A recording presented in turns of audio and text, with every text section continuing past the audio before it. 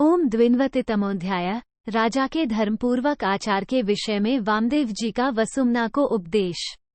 युधिष्ठिर ने पूछा, कुरुश्रेष्ठ पितामह, धर्मात्मा राजा यदि धर्म में स्थित रहना चाहे तो उसे किस प्रकार बर्ताव करना चाहिए? यह मैं आपसे पूछता हूँ, आप मुझे बताइए। 1। भीष्म जी ने कहा, राजन। इस विषय में लोग तत्वज्ञानी महात्मा वामदेव जी द्वारा दिए हुए उपदेश रूप एक प्राचीन इतिहास का उदाहरण दिया करते हैं। 2।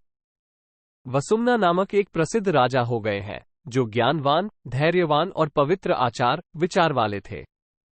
उन्होंने एक दिन तपस्वी महर्षि वामदेव जी से पूछा, भगवन, मैं किस बर्ताव का पालन करता रहूं, जिससे अपने धर्म से कभी न गिरूं? आप अपने अर्थ और धर्मयुक्त वचनों द्वारा मुझे इसी बात का उपदेश दीजिए। 4। तब तपस्वी पुरुषों में श्रेष्ठ तेजस्वी महर्षि वामदेव ने नहुषपुत्र ययाति के समान सुखपूर्वक बैठे हुए सुवर्ण की सी कांति वाले राजा वसुमना से कहा। 5। वामदेव जी बोले, राजन, तुम धर्म का ही अनुसरण करो। धर्म से बढ़कर दूसरी कोई वस्तु नहीं है, क्योंकि धर्म में स्थित रहने वाले राजा इस सारी पृथ्वी को जीत लेते हैं। 6।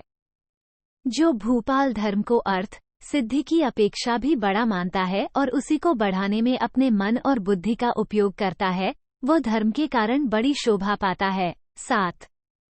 इसके विपरीत जो राजा अधर्म पर ही दृष्टि रखकर बलपूर्वक उसमें प्रवृत्त होता है, उसे धर्म और अर्थ दोनों पुरुषार्थ शीघ्र छोड़कर चल देते हैं।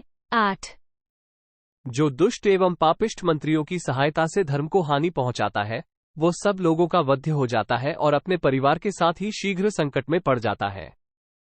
जो राजा अर्थ सिद्धि की चेष्टा नहीं करता और स्वेच्छाचारी हो बढ़कर बातें बनाता है, वो सारी पृथ्वी का राज्य पाकर भी शीघ्र ही नष्ट हो जाता है। 10।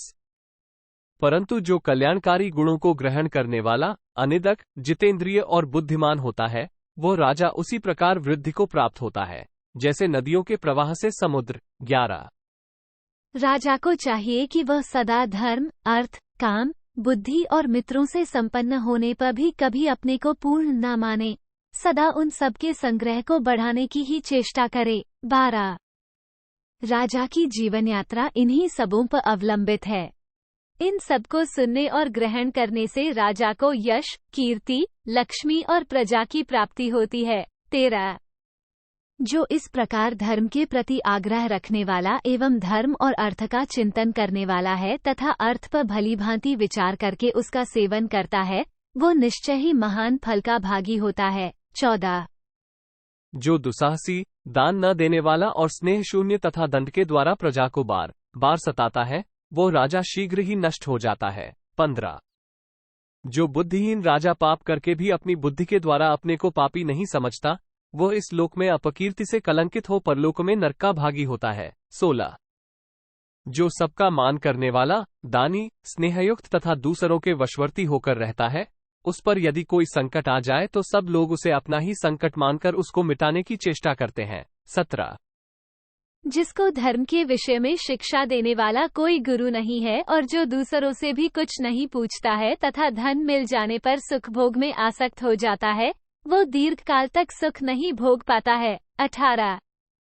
जो धर्म के विषय में गुरु को प्रधान मानकर उनके उपदेश के अनुसार चलता है, जो स्वयं ही अर्थ संबंधी सारे कार्यों को देखता है तथा सब प्रकार के लाभों में धर्म को ही प्रधान लाभ समझता है, वो चिरकाल तक सुख का उपभोग करता है। 19। इति श्री महाभारते शांति पर्वणि राजधर्मानुशासन पर्वणि वामदेव गीतासु द्विन्वतितमोऽध्यायः। 92। इस प्रकार श्री महाभारत शांति पर्व के अंतर्गत राजधर्मानुशासन पर्व में वामदेव जी की गीता विषयक 92वां अध्याय पूरा हुआ। 92।